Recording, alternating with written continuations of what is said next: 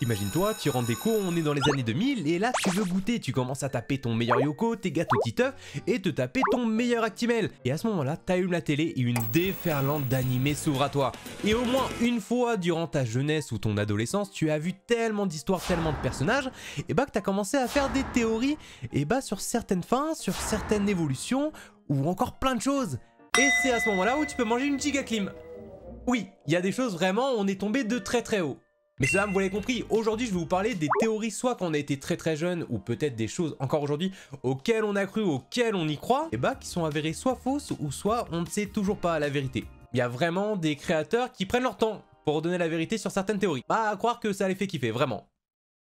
Bien sûr, je vais parler des théories soit très anciennes ou encore d'actualité, mais s'il y a des théories, des hypothèses que vous avez en tête, que vous avez vécu, que je n'ai pas forcément cité dans cette vidéo, n'hésitez pas en tout cas à le dire en commentaire pour voir si peut-être on est de la même génération, s'il y a des gens qui ont tout simplement vécu la même chose que vous, et puis en vrai ça pourrait être intéressant de partager en tout cas chaque point de vue. Je vais vous parler de la première théorie qui m'a marqué durant ma jeunesse, et je parle d'un temps où internet c'était vraiment le début. Naruto Akipuden. C'est pas une faute de langage, hein. C'est pas Shippuden, Akipuden. Bien sûr, pour celles et ceux qui ne le savent pas, après Naruto, il y a Naruto Shippuden. Ouais, je vous prends pour des débiles.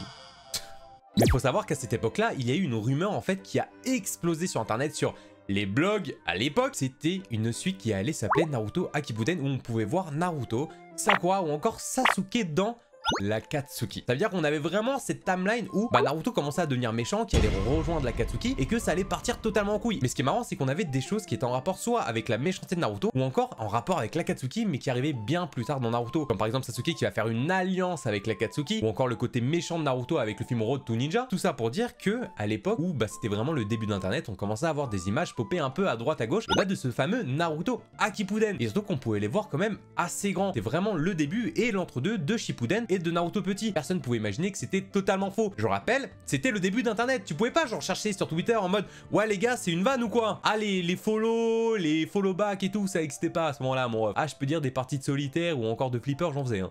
Plus tard, après Naruto et Naruto Shippuden, grâce à Boruto, on a eu encore une théorie qui a fait beaucoup de bruit et Kishimoto s'est amusé de ça. C'est tout simplement le fait que tout le monde pensait que Sarada n'était pas la fille de Sakura, mais plutôt la fille de Karin. Le peu de ressemblance qu'elle a avec sa mère, à part entre guillemets son caractère, mais plutôt le côté réfléchi et posé de Karin qu'aurait pu avoir Sarada. Et Kishimoto, bien sûr, ce petit malin, il nous a détruit la théorie en faisant un passage entier qui expliquait Sarada n'est pas la fille de Karin, mais bien la fille de Sakura. Ah mais je peux vous dire, ceux qui détestent Sakura, ils avaient le point serré en lisant le chapitre, c'était une dinguerie. Et ce qui était marrant, c'est que vraiment Kishimoto a poussé le truc jusqu'au bout en faisant croire à Sarada qu'elle était elle-même la fille de Karin, c'est pas que nous. Mais en mode, il y avait vraiment ce doute pour Sarada. Et ça, c'était vraiment incroyable. Franchement, une théorie qui a marqué une petite génération aussi à l'époque avec Akipuden. Et encore aujourd'hui avec une plus petite théorie pour Sarada et Karin. Mais ça a quand même le mérite d'exister. Bon, là, je voulais trop parler de cette théorie qui, encore aujourd'hui, fait débat. Il y a vraiment deux équipes. Ça touche Fairy Tail et c'est vraiment sur le sujet Lucy ou Natsu qui est le personnage principal.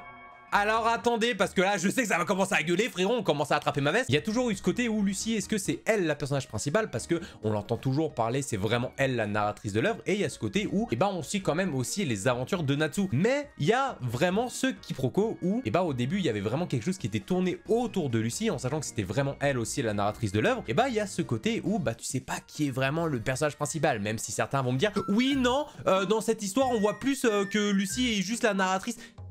Moi, je suis juste là pour parler des théories. Je suis pas là pour donner mon avis. Alors, aux dernières nouvelles, vraiment à ma connaissance, Mashima n'a jamais confirmé le fait que Lucy soit juste la narratrice et pas la personnage principal, mais je pense plutôt qu'il fait en sorte que tout le monde joue un peu dans chaque équipe. Toi, t'es team Lucy, toi, t'es team Natsu. C'est à vous de débattre. Mais je voulais encore le remettre sur la table parce que c'est quelque chose encore aujourd'hui qui fait vraiment débat.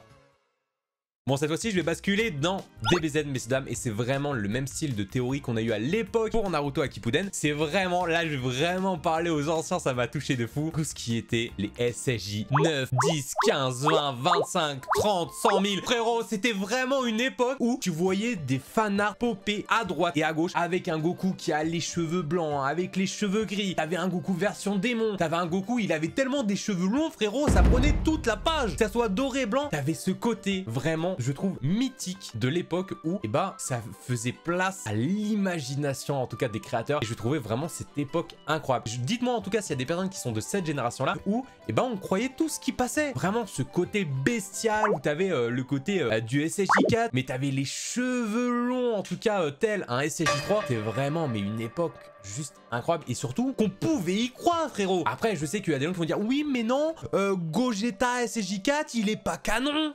Pour moi, frérot, il aurait dû être canon. C'est une des meilleures transformations. Goku SSJ4, Vegeta SSJ4, c'est l'une des meilleures transformations qui est en rapport avec les Ozaru, ne me faites pas dire le contraire. Et à la place, on a eu, eh bah, une déferlante de couleurs de cheveux. Ah, on a eu du rose, on a eu du bleu, on a eu du blanc. C'est devenu quoi Dragon Ball, frérot, s'il te plaît? Après, il y a des gens qui vont dire oui, mais non, t'abuses et tout. Goku en mode Migate, il a fait vibrer des gens. Je suis d'accord, mais c'est pas vraiment ce qu'on pensait. Franchement, je suis désolé. Et quand tu vois un Migate, ok, il a une petite carrure, mais quand tu vois un SSJ4, ça c'est le mal alpha, tu vois ce que je veux dire ou pas? Tout ça pour dire que vraiment la théorie du SSJ20, etc. c'est quelque chose qui a marqué vraiment une grosse génération. C'est vraiment pour moi la même période qu'avec Akipuden, c'était le début d'internet. Donc vous pouvez pas vraiment avoir de confirmation, on était très jeunes, donc on était là du style, est-ce que ça va vraiment exister? Ça n'a jamais existé, frérot, jamais, jamais. On a vraiment eu, je le rappelle, juste des teintures de cheveux. Ça peut faire très mal au cœur. Voilà, j'ai encore le seum, le point serré, ça va vous? Bon, cette théorie, elle a duré extrêmement longtemps. Quand je dis extrêmement longtemps, jusqu'à cette année. Ou peut-être fin d'année dernière, je sais plus. Messieurs, dames, dans Pokémon, le fait que Sacha soit dans le coma. Je pense que tout le monde a déjà entendu cette théorie au moins une fois, comme quoi Sacha, le premier jour où il a eu Pikachu, où il s'est fait attaquer par les Piafabec, où il y a eu la foudre, et bah il est tombé dans le coma. Et toute son aventure de A à Z, il a toujours été dans le coma. Tous les personnages qu'il a pu rencontrer, ou encore les Pokémon qu'il a pu capturer, et bah c'était dans son imaginaire, tout simplement son inconscient, et bah qui faisait travailler un peu ses méninges. Et un jour, il allait se réveiller, et on allait savoir que tout n'était, et bah que factice. Ce n'était qu'un rêve. Et bah tout ça c'est faux, frérot! La fin de Pokémon, elle a apparu, il est devenu maître de la ligue et aujourd'hui on est sur une série de Pokémon où Sacha n'existe pas. Fin de la théorie. À force d'en parler, c'est comme tout, à force de théoriser, de donner une hypothèse, et en fait, quand t'as pas la vérité, et bah tu vas aller toujours dans ce sens, et tu commences à y croire. Bah je peux vous dire, au moment où Sacha a fini maître de la ligue, et fin, t'es en mode, ça y est, il va se réveiller. Waouh, ouais. Il est où le passage où il est dans le coma là? C'est, on n'a pas la vraie fin. S'il vous plaît. Je pense quand il y a eu la fin de Pokémon, on a tous eu ce petit déclic en mode c'est vraiment la fin. On n'aura pas cette fameuse théorie qui a fait vibrer beaucoup de personnes durant autant d'années. C'est entre 5 et 10 ans minimum pour vous dire à quel point qu'elle a fait vivre beaucoup de personnes. Cette fois-ci, on va parler d'une théorie d'un animé qui est tout simplement mythique, en tout cas dans la Japanimation, messieurs, dames. Tout simplement Death Note. Il y a eu cette grosse et énorme théorie comme quoi à la fin de Death Note, attention petit spoiler alert, à la fin quand Light meurt, il serait réincarné tout simplement en Shinigami. Attention, je vous mets maintenant au défi parce que je sais qu'il y a des gens qui vont parler, montrez-moi la preuve que Light est devenu un Shinigami. Je sais qu'il y a des personnes qui ont dit ça parce que à la fin de Death Note en animé, en tout cas un petit côté OAV, on peut voir un nouveau Shinigami qui dit s'ennuyer et il veut tout simplement rencontrer Ryu qui à ce moment-là, il va lui donner une pomme en lui disant raconte-moi ton histoire quand tu as été sur la Terre car j'aimerais bien y aller parce que ici je me fais chier. Ryuk va lui expliquer, il lui dit je vais te raconter l'histoire d'un homme qui a voulu devenir un dieu. Bien sûr il parle de Light et il y a plein de personnes qui disent comme quoi ce Shinigami serait la réincarnation en tout cas de Kira. Rien n'a été prouvé, rien n'a été montré, rien n'a été confirmé, surtout que dans le manga ce passage en soi n'existe pas. On a juste dans le manga un Light qui arrive dans le monde des Shinigami, on a Ryu qui lui propose est-ce que ça t'intéresse de devenir Shinigami? Il répond pas, il a pas forcément envie. Il lui dit juste, montre-moi, emmène-moi en face du roi des Shinigami et j'ai un petit marché à lui faire faire. Il dit juste qu'il a encore envie de s'amuser. Il dit les Shinigami vs les humains, ça pourrait être marrant. Enfin, c'est comme ça que Death Note se finit. On n'a aucun indice, on n'a aucune confirmation comme quoi Light serait devenu lui-même un Shinigami parce que je vous rappelle que les Shinigami n'ont pas du tout un aspect humanoïde, ça n'a rien à voir. Donc on a encore cette hypothèse et cette théorie qui n'est pas confirmée mais ça fait encore vivre l'heure donc en vrai j'avoue que j'aime bien. Mais ce qui est marrant c'est qu'on va continuer dans la lignée de Death Note mais cette fois-ci dans l'animé de Death's Parade comme quoi on peut voir Light Yagami dans Death's Parade. Alors attention, on peut imaginer, on peut voir un personnage ressemblant énormément à Light Yagami, en tout cas dans Death's Parade. Je le mets peut-être en contexte pour ceux et celles qui connaissent pas en tout cas l'animé. Death's Parade, c'est tout simplement le purgatoire. C'est un endroit qui ressemble en tout cas à un bar où des personnes qui sont décédées vont venir se faire juger, que ce soit des meurtriers, des gentils ou autres, pour savoir s'ils peuvent être réincarnés ou juste tout simplement aller en enfer, avec tous les actes qu'ils ont pu faire, s'ils sont horribles ou pas. Et tout simplement, on a une personne qui va attendre sur un canapé tranquillement côté VIP d'être jugé. Et ce personnage, on a l'impression que c'est Light Yagami. Donc attention, je rappelle, il n'y a rien entre Death's Parade et Death Note qui peut les relier à part l'animé qui a été fait par le même studio qui était Madhouse. Donc je rappelle aussi qu'il n'y a rien qui a été confirmé, que ça soit par les auteurs de Death Note ou encore de Death's Parade. Rien ne montre que les mangaka se kiffent, se connaissent ou quoi que ce soit. Je pense plutôt, pourquoi pas, si on peut appeler ça un caméo, mais c'est pas non plus la même œuvre. Donc pourquoi on aurait réellement un Light Yagami dans Death's Parade? Je rappelle que ça reste encore une hypothèse, une théorie. Ça a beau y ressembler, peut-être que c'est un clin d'œil, juste un personnage qui peut lui ressembler. Encore une fois, rien n'est confirmé et c'est ça qu'on aime dans les théories. Rien n'est confirmé, mais pourtant tu dis mais si, c'est sûr que c'est lui. Arrête de nous prendre pour des débiles. Montre-moi sur noir et blanc que c'est lui. Bon, plus récemment, il y a eu la fin de SNK pour ceux et celles qui le savent, messieurs dames, et dans l'animé, il y a quelque chose qui nous a tapé à l'œil beaucoup plus que dans le manga. Au moment de l'ending, où il y a vraiment tous les crédits de l'animé, on peut voir plein de petits passages où tu as des immeubles qui se construisent, il y a la guerre, tu vois tout simplement, attention spoiler alert, on voit la tombe d'Eren, on voit Mikasa, tout simplement qui va aller se reposer devant la tombe de Eren, et on voit qu'il y a quelqu'un avec elle, et aussi un enfant, et ce quelqu'un ressemble fortement à Jean. Et là, il y a tout le monde qui a dit « Ouah, Mikasa, la grosse... » Un peu beaucoup.